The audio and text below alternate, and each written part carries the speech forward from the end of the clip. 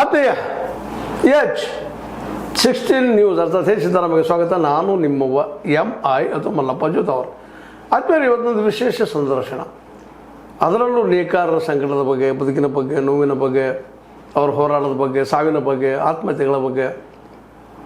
ಆ ಒಂದು ನೇಕಾರರ ರಾಜ್ಯ ಮಟ್ಟದ ಸಂಘ, ಆ ಸಂಘದ ಅಧ್ಯಕ್ಷರು, ಜೊತೆಗೆ ನೇಕಾರರ ಬದುಕಿನ ಬಗ್ಗೆ ಹೋರಾಟವನ್ನು ನಿರಂತರವಾಗಿ ಕಳೆದ 15-20 ವರ್ಷಗಳು ಮಾಡ್ತಾ ಬಂದಂಥ ನಮ್ಮ ಟಿರ್ಕಿಯವರು, ಶಿವಲಿಂಗಣ್ಣ ಅವರು, ಇಡೀ ನಮ್ಮ ಮಹಾಲಿಂಗಪುರದವರು, ಅದರ ಜೊತೆಗೆ ಇಡೀ ರಾಜ್ಯದ ತುಂಬ ಹರಿದಾಡಿ ನೇಕಾರರ ಸಮಸ್ಯೆಯನ್ನು ಸರ್ಕಾರಕ್ಕೆ ತಿಳಿಸುವಂಥದ್ದು, ಅವ್ರಿಗೆ ಪರಿಹಾರ ಹುಡುಕುವಂಥ ಕೆಲಸಗಳನ್ನು ಮಾಡ್ತಾಯಿದ್ದಾರೆ. ಇತ್ತೀಚೆಗೆ ಒಂದಿಷ್ಟು ನೇಕಾರರಿಗೆ ವಿದ್ಯುತ್ ಭಾಳ ಕಾಸ್ಟ್ಲಿ ಈಗಾಗಲೇ ಆಗ್ಯದ, ಸರ್ಕಾರಕ್ಕೆ ಆಗಿದ್ದು, ಇಲ್ಲಿ ಖಾಸಗಿ ಅವ್ರ ಕೈಯಾಗಿ ಕೊಡೋದು ಹೊಂಟಿದ್ದಾರೆ.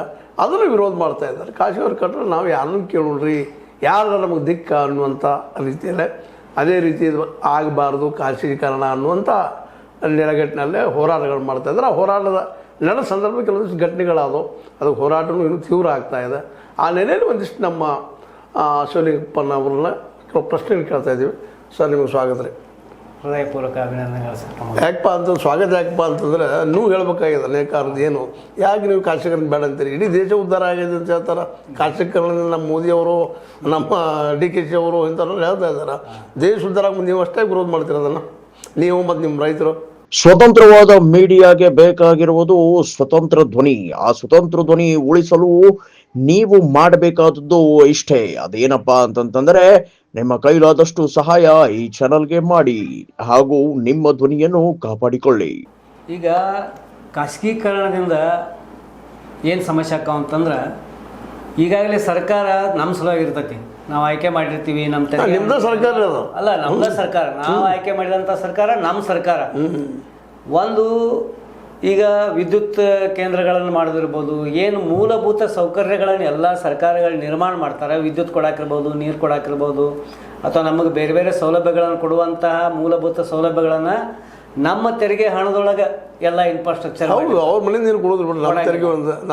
ಇವತ್ತು ಶಿವಕುಮಾರ್ ಅವರು ತಮ್ಮ ಮನೆಯಿಂದ ದುಡ್ಡು ತಂದು ಹಾಕಂಗಿಲ್ಲ, ಸಿದ್ದರಾಮಯ್ಯ ಅವರು ಹಾಕಿಲ್ಲ, ಮೋದಿ ಅವರು ತಂದು ಹಾಕಂಗಿಲ್ಲ. ನಾವು ಪ್ರತಿ ಜನಸಾಮಾನ್ಯ ಬೆಳಗ್ಗೆ ಎದ್ದ ತಕ್ಷಣ ಏನು ನಾವು ತೆರಿಗೆ ಕಟ್ಟಕ್ಕೆ ಚಾಲು ಮಾಡ್ತೀವಿ, ರಾತ್ರಿ ಮಲ್ಕೊಂಡಾಗೂ ತೆರಿಗೆ ಕಟ್ಕೊಂಡು ನಮಗೆ ಗೊತ್ತಿರಲಾರ್ದ ಫ್ಯಾನ್ ಹಚ್ಕೊಂಡು ಮಲ್ಕೊಂಡಾಗ ವಿದ್ಯುತ್ತಿಗೆ ನಾವು ಬಿಲ್ ಕಟ್ಟುವ ಹೊತ್ನಾಗ ಅದಕ್ಕೆ ತೆರಿಗೆ ಕಟ್ತೀವಿ.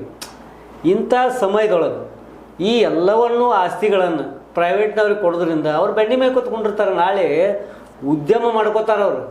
ಇವತ್ತು ನೋಡ್ರಿ, ಇವತ್ತೇನಾಗೈತಿ, ನಾವು ಸರ್ಕಾರಕ್ಕೆ ಏನು ವಿನಂತಿ ಮಾಡ್ತೀವಿ ಅಂತಂದ್ರೆ, ಈ ಮಾಧ್ಯಮದ ಮೂಲಕ, ತಮ್ಮ ಮೂಲಕ ನೀವು ಏನೇನೋ ಕೊಡಬೇಡ್ರಿ, ನಮಗೆ ಒಂದು ಉಚಿತ ಶಿಕ್ಷಣ ಮಾಡಿರಿ, ಸಂಪೂರ್ಣ ಉಚಿತ ಶಿಕ್ಷಣ ಮಾಡಿರಿ.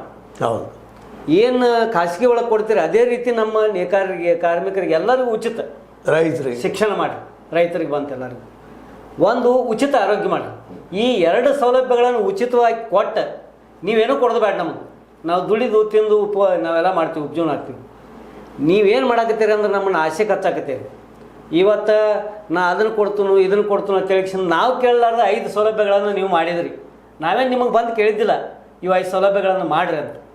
ಇಂತಹ ನೀವು ಏನು ಮಾಡಾಕತ್ತೀರಿ? ಇವತ್ತು ನಿಮ್ಮನ್ನು ನೋಡಿ BJP ಅವರು ಅವಾಗ ವಿರೋಧ ಮಾಡಿದ್ರು, ಆದರೂ ಅವರು ಮತ್ತೆ ಬೇರೆ ರಾಜ್ಯದೊಳಗೆ ಅದನ್ನ ಇಂಪ್ಲಿಮೆಂಟ್ ಮಾಡಿ ಇಲ್ಲಿ ಮಾಡೋರು, ನೆಕ್ಸ್ಟ್ ಅದು ಘೋಷಣೆ ಮಾಡೋರು. ನೆಕ್ಸ್ಟ್ ಈಗ ಮತ್ತೆ ಅವ್ರು ಮುಂದಿನ ಎಲೆಕ್ಷನ್ ಸುಲಭ ಕೆಲಸ ಅದು.